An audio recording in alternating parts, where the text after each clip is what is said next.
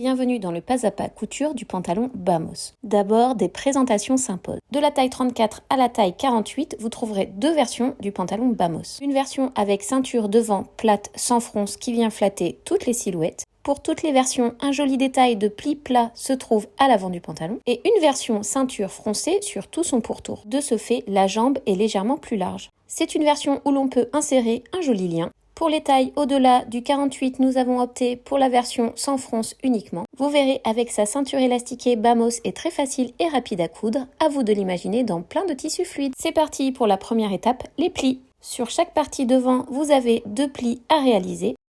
Attention, vos plis s'orientent vers la partie poche et non vers la partie fourche.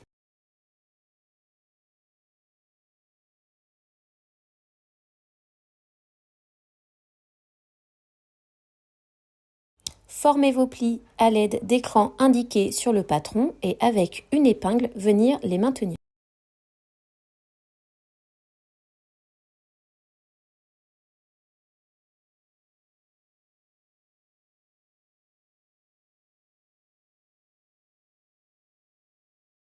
Bâtir chaque pli à la machine à 0,5 cm. Venir marquer aux plis en les repassant délicatement au fer à repasser sur plusieurs centimètres. Les plis sont cousus, on attaque les poches. Prenez vos deux devants pantalons et vos fonds de poche. À l'aide d'écrans indiqués sur vos poches et vos devants côtés, venir épingler une poche endroit contre endroit, précisément au niveau d'écran. On fait évidemment pareil pour l'autre poche de l'autre côté. Et on va venir piquer à 1 cm entre ces repères. On part du bord extérieur, on vient coudre jusqu'à 1 cm, on laisse l'aiguille plantée, on lève le pied de biche et on tourne pour aller de l'autre côté où on fait exactement la même opération.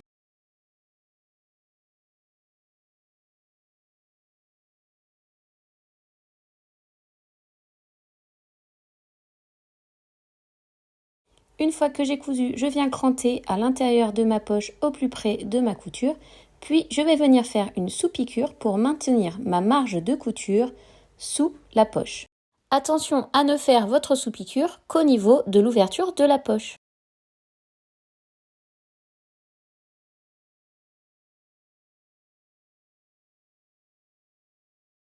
On retourne la poche sur l'envers et on vient bien repasser le tout. Envers contre envers, épingler une seconde poche sur la poche déjà cousue.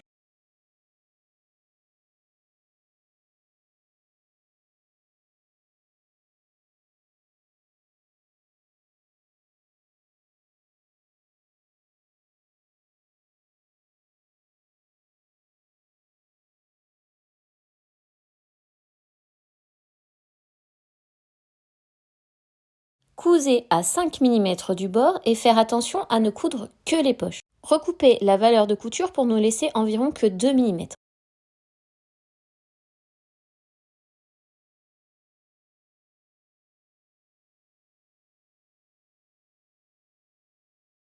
Retournez la poche endroit contre endroit, puis venir sortir délicatement la marge de couture en faisant rouler sous vos doigts.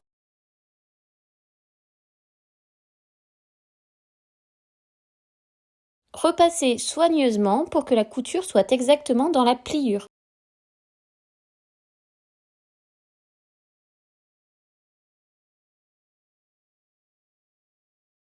Il ne vous reste plus qu'à venir piquer à 1 cm.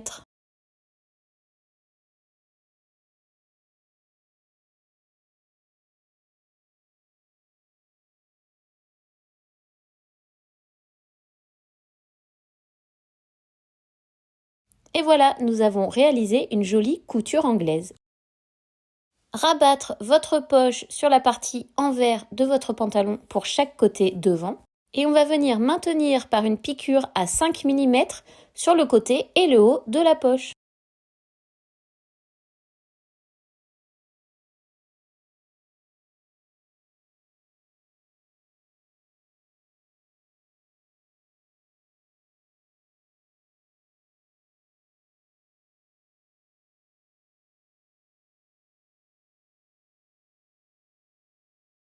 Voilà, mes deux devants sont prêts à être assemblés. Place maintenant à l'assemblage des jambes. Endroit contre endroit, épinglez les fourches devant entre elles.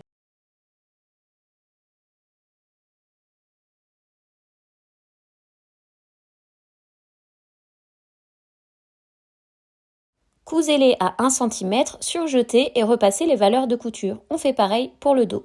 J'ai cousu, surjeté et repassé mes fourches. Je vais maintenant venir ouvrir ma partie devant et ma partie dos et épingler ensemble endroit contre endroit mon devant et mon dos. On épingle les côtés ensemble et ensuite on épingle l'entrejambe.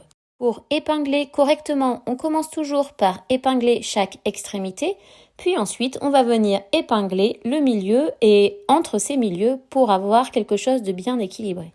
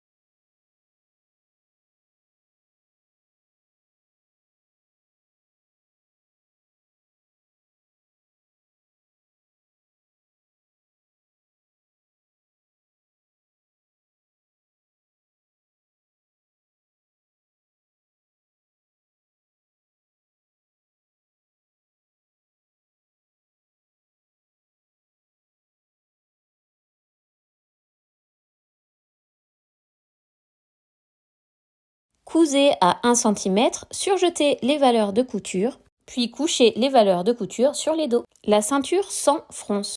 On va commencer par thermocoller la partie devant de la ceinture sans fronce au niveau des repères là où la ceinture va être plate.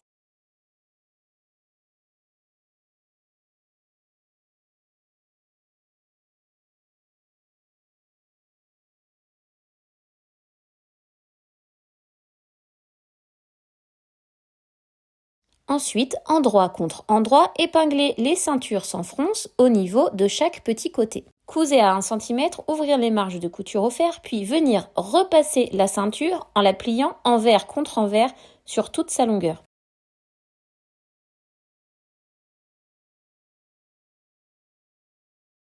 Cousons maintenant la ceinture sur le pantalon. Endroit contre endroit, épinglez la ceinture avec le haut du pantalon. On fait attention à bien aligner notre marge de couture de la ceinture devant avec notre fourche devant et pareil pour la partie dos. La partie thermocollée de la ceinture s'arrête au niveau des grands côtés.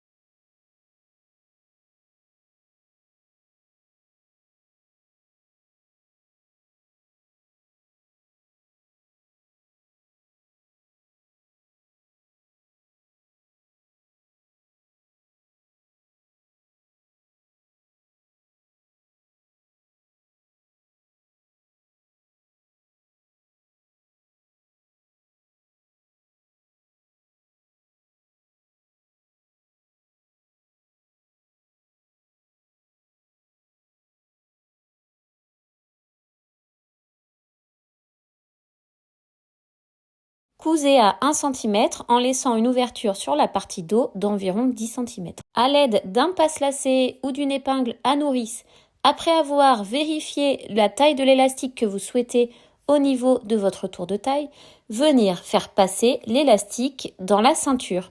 On veille bien à ce que l'élastique ne vrille pas au niveau de la ceinture.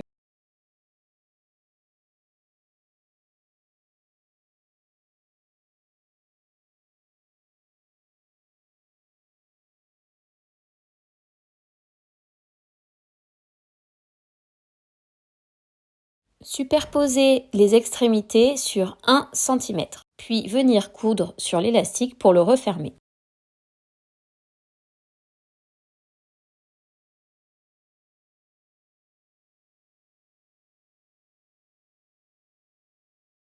On peut coudre soit en point zigzag ou alors ici je viens coudre en point droit en faisant comme une forme de rectangle pour bien maintenir l'élastique à plat.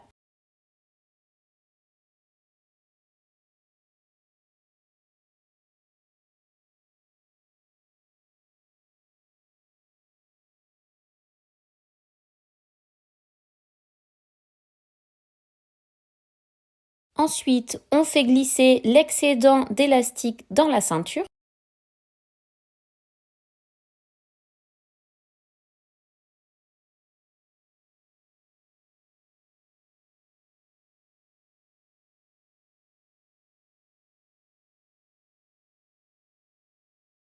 Et on n'oublie pas de refermer le reste de ceinture laissé ouvert pour passer l'élastique. Une fois que j'ai fait ça, je n'ai plus qu'à venir surjeter ma marge de couture. Poussez le tissu sur le dos pour garder le devant le plus plat possible. Attention cependant à ce que le tissu devant soit quand même un petit peu froncé pour avoir un petit peu d'aisance au moment de l'enfilage. Ce sera plus joli. Afin de maintenir l'élastique en place et un maximum de fronce sur le dos, faites une surpiqûre sur l'élastique dans le prolongement de la couture côté. Je vous conseille de faire plusieurs allers-retours pour que cela soit solide.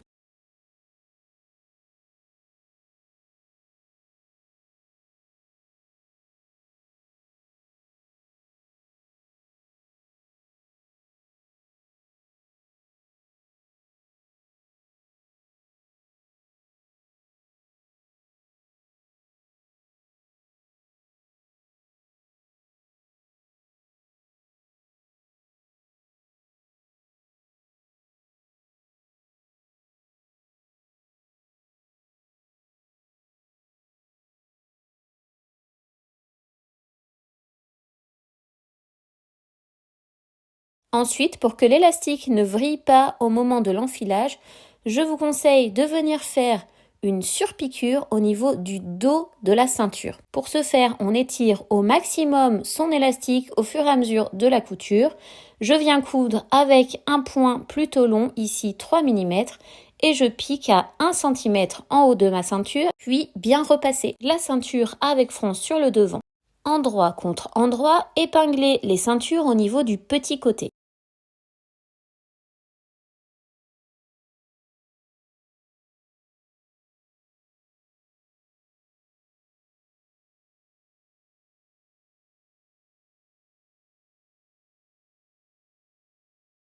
Cousez l'un des petits côtés de haut en bas. Pour le deuxième, cousez-le en 2 fois en laissant une ouverture entre les 2 crans. Au fer, ouvrir les marges de couture.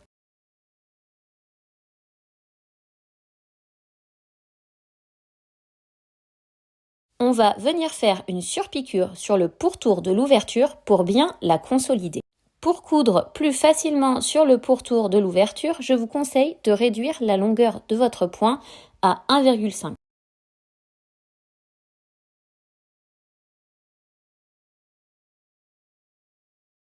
Repliez la ceinture en deux envers contre envers et marquez la pliure au fer à repasser.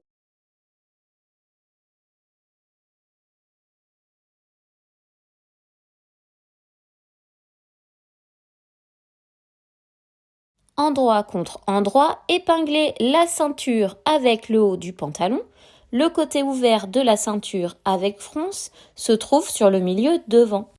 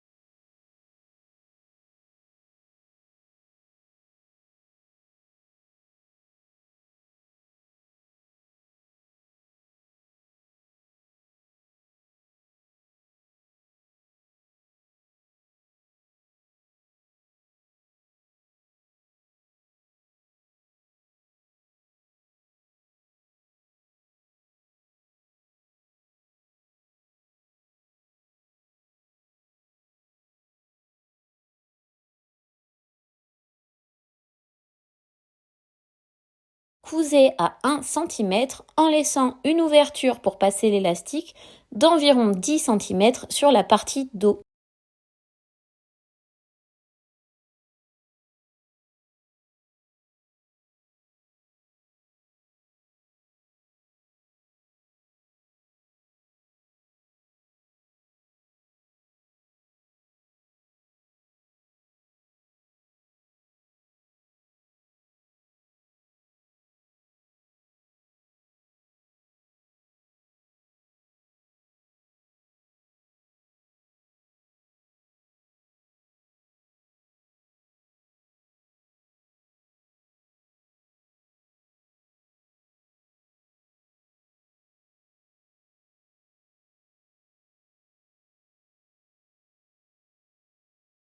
À l'aide d'une épingle à nourrice ou comme moi d'un passe-lacet, venir glisser votre élastique dans la ceinture par l'ouverture laissée précédemment.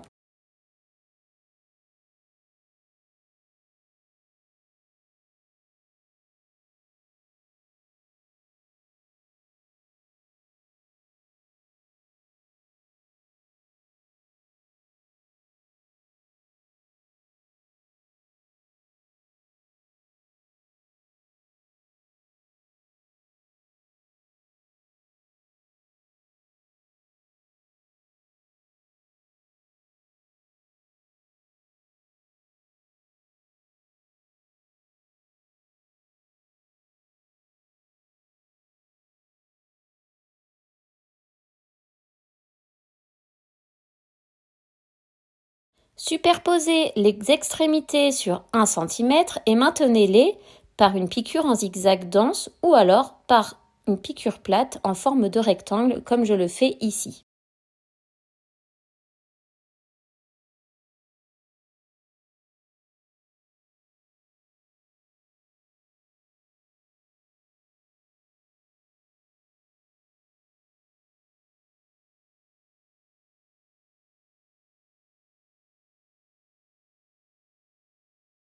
On finit de faire glisser l'élastique dans la ceinture, puis on vient refermer l'ouverture laissée ouverte par une piqûre. Il ne vous reste plus qu'à surjeter. Pour ce faire, au fur et à mesure, on fait glisser l'élastique entre nos mains pour avoir une couture bien plate et que ce soit plus facile à passer à la surjeteuse.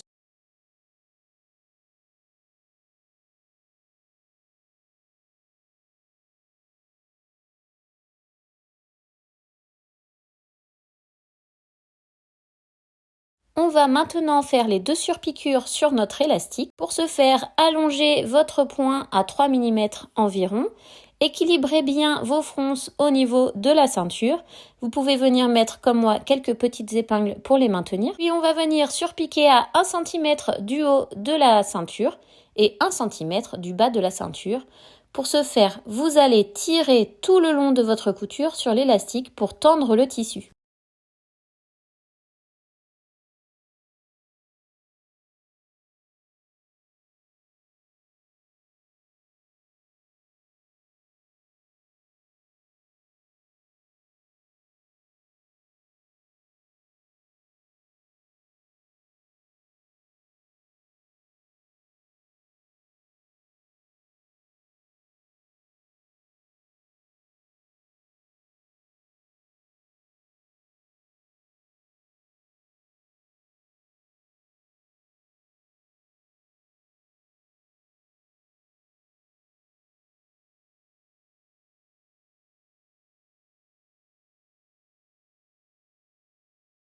Pour le lien, 2 options s'offrent à vous, soit un lien en tissu avec le gabarit dans le patron, soit un lien que vous pouvez acheter dans le commerce. Il vous suffira de le faire passer par la petite ouverture du devant. Il ne vous reste plus qu'à faire vos ourlets. Pour ce faire, surjetez tout le pourtour du bas de votre pantalon.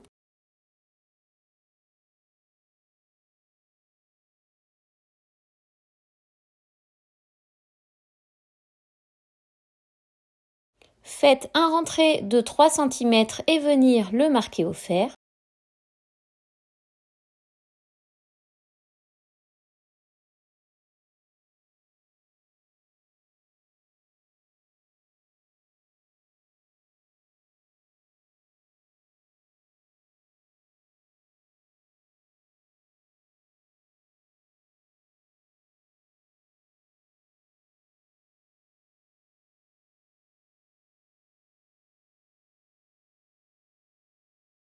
puis venir piquer à 2 mm du bord. Je vous conseille, si vous avez un pied à ourlet invisible, de l'utiliser. Ça fait vraiment quelque chose de très propre et de très précis.